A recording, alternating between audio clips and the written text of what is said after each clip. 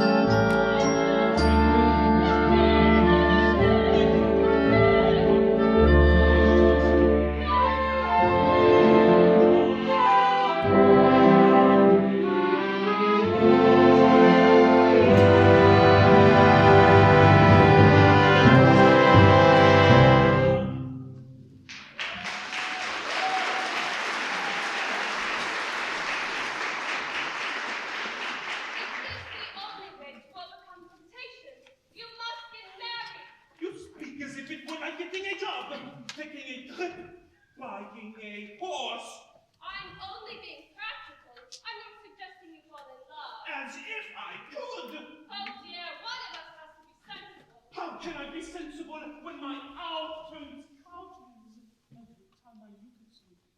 We must never speak of love again. Never again? Not only that, I must forbid you to follow me around whenever I leave a room. Not even that?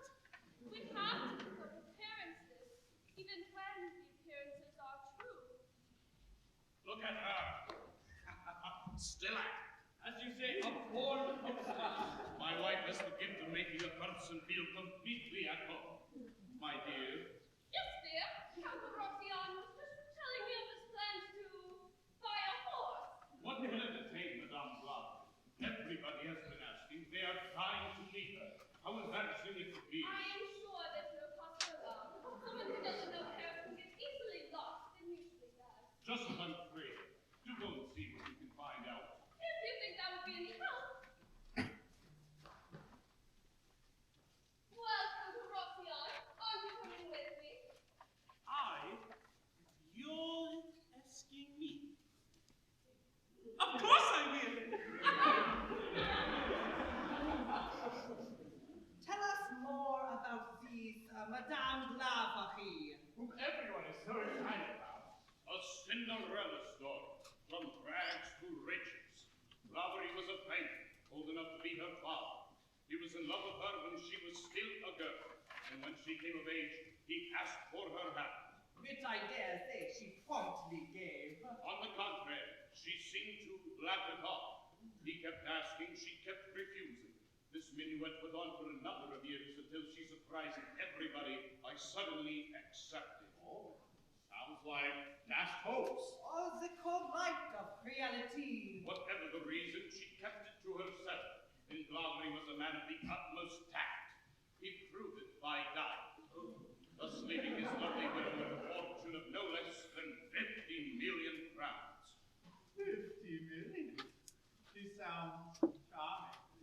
50 million! She sounds gorgeous. She must not be neglected. Paris must open its arms to her. She'll need an escort. Someone must show her the town. Gold digger! Money grubber! I smell danger. We could be in for trouble. Bridget!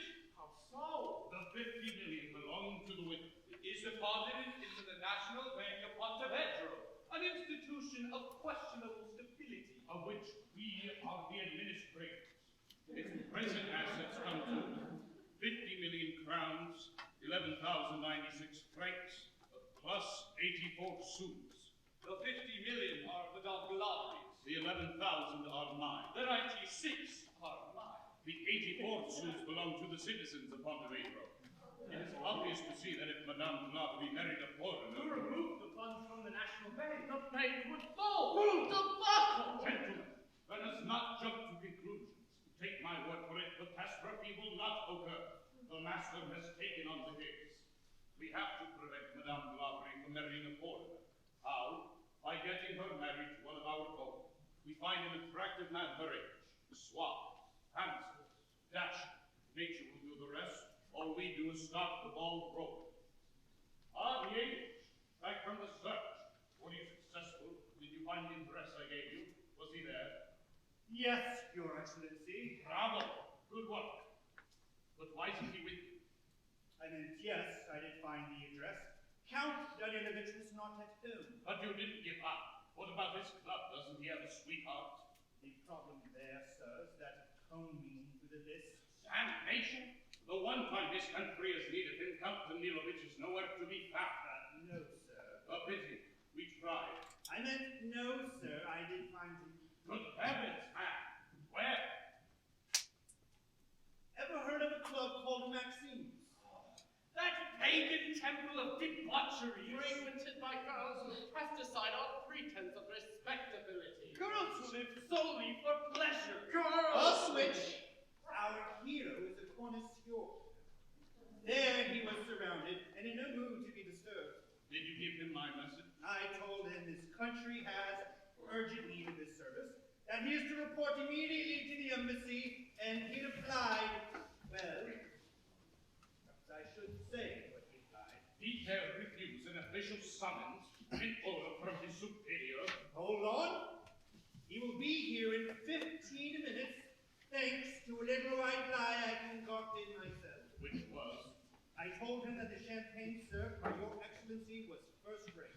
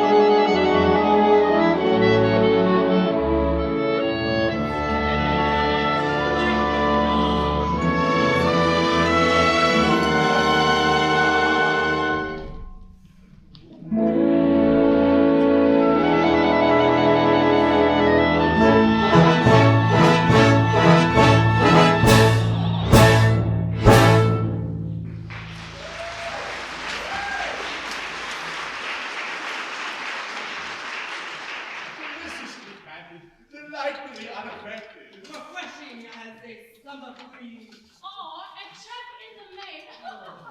You know, I've not been in Paris long enough to get acquainted with your ways, but I'm sure you are far too intelligent to mean half of the things you are saying. Please, forgive me for being frank. As a newcomer, I know just enough of your language to say what I think, not enough to invent lies. Madame, may I put down for the first dance? And I for the rest of the Please, I'm quite happy to spin around the floor with any of you. Madame Blanc, you do us a great honor by coming to our celebration. Allow me to present my wife. I'm happy to welcome you to our house. I am delighted to be here, and I hope that you will return the honor. I am giving a conservator party tomorrow evening, and as I know so few people here in Paris, you would all be doing me such a favor by coming. How quickly and completely you have won all our hearts.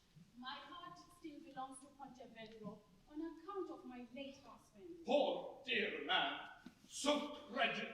What a grievous loss. Oh, you mustn't take it harder than I do. It wouldn't look right. I'm sorry that Count Danilowitz is not here for me to introduce. Danilo? You know him already. Splendid fellow. Well, somewhat. A good many years ago in Montevideo, things were different. Notice how cleverly I plant the seed.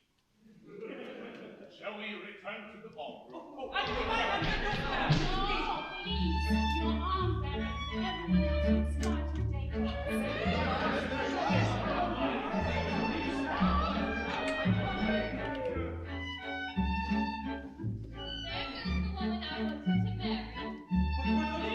You know how I feel. How can I even look at another woman? Me? What has happened? Happened before I knew it. Before I knew it. Impossible. Otherwise. But it has happened. No, I made up my mind. I know. Married her. And then immediately. Rob, impeccable wife. Even though I don't wish it sometimes that I was.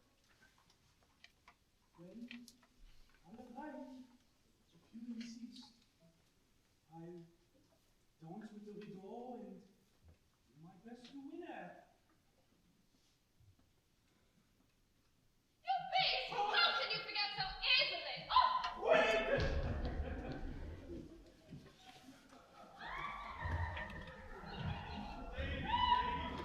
It's you! You did not tell me it was so big! Yay, there's a little help here. Okay, that's enough. Au revoir.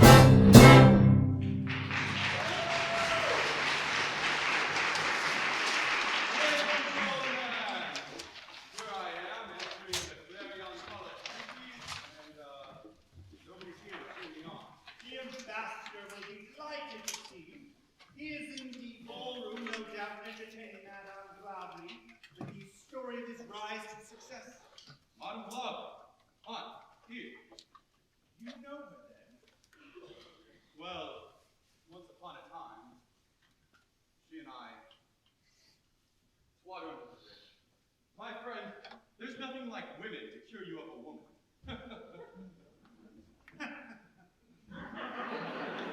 I'll tell His Excellency you are here. Hold on, not right away. Always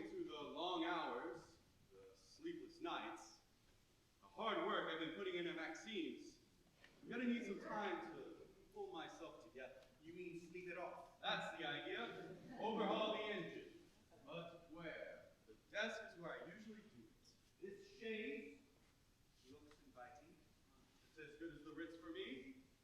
Why don't you come back in half an hour? Very good, sir. Call it a short leave of absence. Lolo, Lolo, Juju.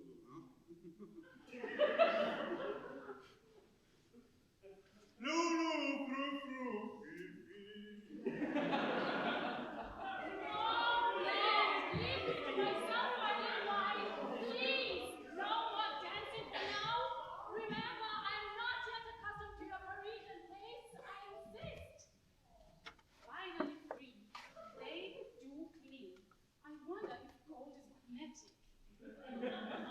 A few minutes rest will be refreshing, and this seems to be the only peaceful place in the embassy. Or is it? My goodness, don't tell me there's someone here already. French or Pontevedra? Man or beast? Baritone or tenor? Oh, let's take a peek. My God! What is it? What's the matter? Forgive me, I'm just leaving. Hannah. Or should I say, Madame Blah?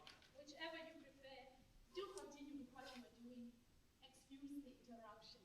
No, don't go. I'm wide awake now. The surprise. The shock of seeing you. A glass of ice water, no doubt. Are you staying in Paris? There's nothing to keep me in Pontevedra. I want to see something of the world, catch up on things I've missed, enjoy life. Who knows? Perhaps even get married. Once was not enough. By your standards, once is more than enough. There was a time when I was all for it. And if I would have had my way, you would not be the widow of Monsieur Blavry, but the wife of Count Danilovich. Unfortunately, the penniless girl in Pontevedra with two dresses and one bonnet was unworthy of such a distinguished name. You know I never thought any such nonsense. No, it was your uncle who was so concerned with preserving the family dignity. All right, rub it in. But it was my uncle who controlled the purse strings. I had nothing. And so, my gallant young cavalier rose to the challenge by getting on his horse and galloping off into the sunset. And don't pretend like it broke your heart. You found consolation. How many million? Enough, I dare say, that even your aristocratic uncle might find me rather more acceptable were he still alive. Well, I'm now in a position to make up my own mind. And I see that your fortune has not detracted from your beauty. On the contrary, it seems to have greatly enhanced it. No fewer than 50 men have fallen madly in love with me since I've been in Paris, and that's only the first 3 days. Amusing, isn't it? If you hurry, you might become the 51st. I promise you, that is one amusement you will never have. How disappointing. Not for all the money in the world will I ever tell you again I love you. Never. Never. Stern and virgin Count Danilovich, is this a declaration of war? As you wish. Throwing down the gauntlet. Exactly. Madame Blavry, it's our waltz. Allow me. With pleasure.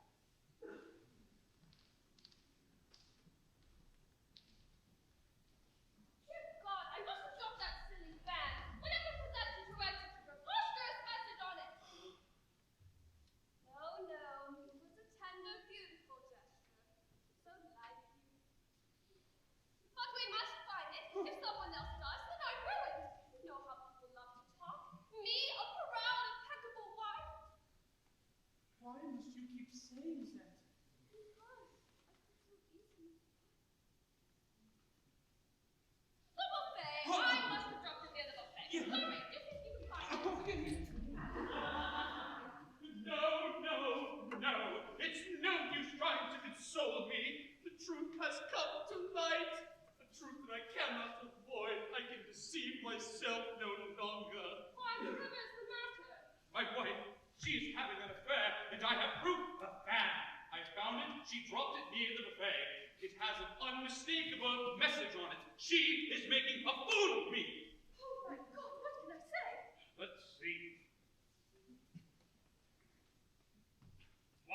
This is not your wife's fan. I recognize it very well. It belongs to my wife. Oh, no, it's not mine. Not mine at all. Play along, dear. Be a sport. He is about to murder his wife. But I've seen it in your hands many times, dear. It has to be yours. Oh, yes, of course it's mine. Give it up, babe. Yours? But the scribble? I am in love with you? Who put it there? Who put it there? Yes, well... Think fast. Why, my husband. Who else? Of course, who else? Well done, dear. Oh, my wife is a clever one. Oh, my goodness, I must run and find my dearest Olga. Oh, how I have wronged her. Will she ever forgive me? I've been such an idiot. My brilliance sometimes frightens me. Oh, do you know my husband? He doesn't suspect a thing. Dear, you better return that pen to Olga as soon as her husband is finished knocking himself out with apologies. Tell her to be a little more careful with it in the future. Meanwhile, I wish you would find Count Procyon and try to cheer him up a bit. You're so good at it. The poor man thinks he's at the end of the world is at hand. Yes, dear, I'll try. Baron, you sent for me? Daniel, I have urgent business to discuss with you. A mission of the utmost delicacy and finesse. You are the only man who can do it. You know how I feel about work. But this is no work at all. Sheer pleasure, charm, enchantment. You must marry. Marry? Is that your idea of pleasure? Well, who's the lucky lady? You will gain no less than 50 million crowns. I see. Love match. This could be... Yes, indeed. Madame Blavary, the captivating widow. Get acquainted. Charm her. Take her. Never. Not for 50 billion would I take Madame Blavary. She's the last woman on earth I would ask. You refuse? No. I mean, yes. But I've not yet explained. This is no mere self-indulgence. I am asking you to serve your native land. If Madame Blavary marries a foreigner, her fortune leaves the country. There will be no country left. Ruin, bankruptcy, collapse. No. How can you say no? Because I am a man of principle. And that principle is fall in love daily, get engaged rarely, and get married never. I am only asking you to do so once. But there may be another solution. If it's only a matter of making sure the widow doesn't marry a foreigner, I may be able to help out. How? By eliminating the competition, clearing the playing field, getting them out of the way. Spoken like a patriot. On the ready.